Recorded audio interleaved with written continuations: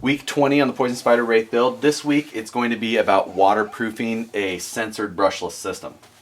As you can see, these are the electronics from last week, and I didn't have time to get these in the truck before I went to Crawlapalooza. What I'm going to do this time is a combination. I'm going to corrosion X the board, as well as add some RTV sealant into some of the open holes around the motor, and then also apply some dielectric grease to the sensor port on the motor and the ESC. I'm going to get right into it. Lastly, I also do have the BEC, which is simply going to get RTV. First item I'm going to tackle is the ESC. The first thing I'm going to do is separate the case. To do that, you are going to have to remove the stickers. Remove the stickers, and then you'll see a couple of tabs on each side. You should be able to press them in on one side and pull the case down, and then repeat on the other side. Here what we have is the board in the lower tray of the ESC. You can easily remove that lower tray just by pulling on the ESC board. Now this one again is used and got quite a bit of dust in there. I'm going to blow this off, use a little bit of that electronics cleaner on it first, just to make sure it's good and clean, and then I'm going to give it a few dips into some Corrosion X. Now I got this stuff on Amazon. It's about 20 bucks for this large bottle. This is the non-aerosol version. The reason I like this is you can just simply unscrew that cap and pour it into a small dish. I use, these are little plastic cups that you get like applesauce in, you know, for your lunches or things like that, for you guys who might work in an office and pack your lunch like a kindergartner. Now that I've cleaned that thing off with some electronics cleaner, it is ready to get dipped into this Corrosion X. Now that electronics cleaner dries pretty quickly, but just make sure that it is completely dry before starting this process.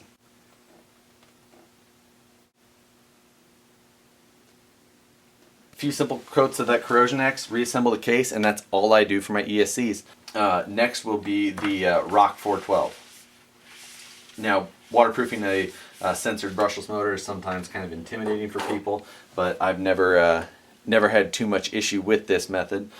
While I'm disassembling this motor, this little tray that I'm working on is a chemical safe type tray that a local club member of ours, Philip, his company actually makes, and he's been nice enough to give me a handful of these, and these things are actually really handy. So just wanted to say thank you to Philip. You guys can check out his channel. I've shared a couple of his videos before. He takes a lot of club videos from like our Goat Hill events, and then I think he also was getting a ton of footage down at Crawlapalooza last weekend. So check out his channel. I'll throw a link to it in the description of this video as well. So now we're in here to the I've just removed the 3 screws on the top of that motor, and now here you can see the sensor board on the very top. So we're going to remove this by removing the 3 screws that are underneath that cap. I've removed that sensor. To remove this thing, you can actually just push the rotor down from the front side, and it will help press this whole sensor out of the can there, since it does house that top bearing. Anyway, I've cleaned this thing off with some of the electronics cleaner that I was using before. Now I'm going to, like you can see here, I've got the sensor cable plugged in there. I'm going to use this to hold it so that I can just dip this whole thing down into the Corrosion X and pull it back up. And again, a few coats, that's all I do.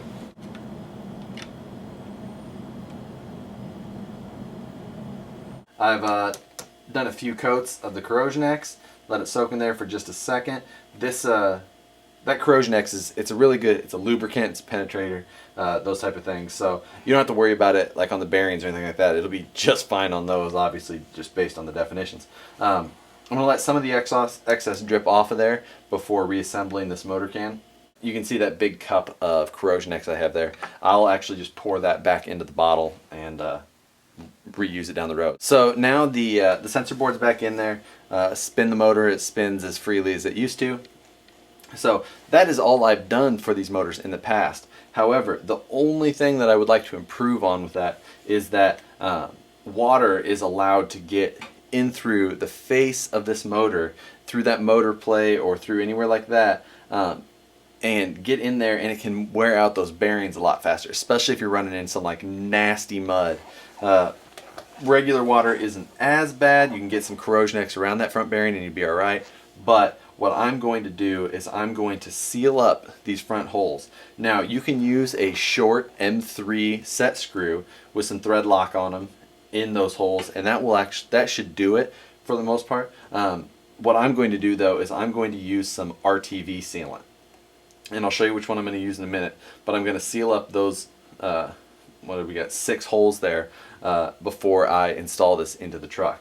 And then I'm also going to put some sealant up around the end of the motor and between the can and the cap. So that's the last process we're going to do this before I call this waterproofed.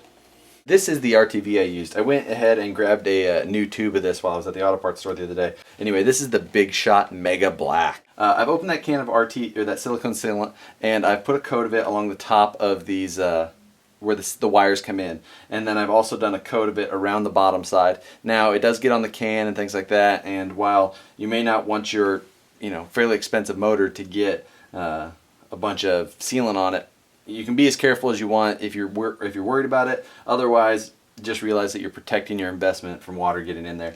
I'm not putting that white piece back on. I'm just going to put enough sealant on there to make sure that no water gets in around that. Now onto the front of the motor. We've got those 6 open holes. Now to do this, I'm simply going to apply that sealant onto each of the holes and then work it down in there slightly with my gloved hand. And that's all we're going to do to get that thing good and sealed up. You should be able to easily tell when the holes are all sealed up with the sealant, and that's all there's going to be to that part of the process. The last part of the process is the BEC. Now this is as quick and dirty as it gets. I am simply going to feed the wire towards the center of the heat shrink opening and fill the opening with as much of that Mega Black sealant as I can.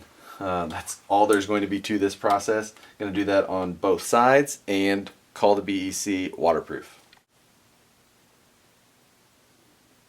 I've put a solid coat of the silicone sealant on each end, and that is all that it takes to waterproof a BEC. I've never had a BEC go bad because of water. That is all for this waterproofing process.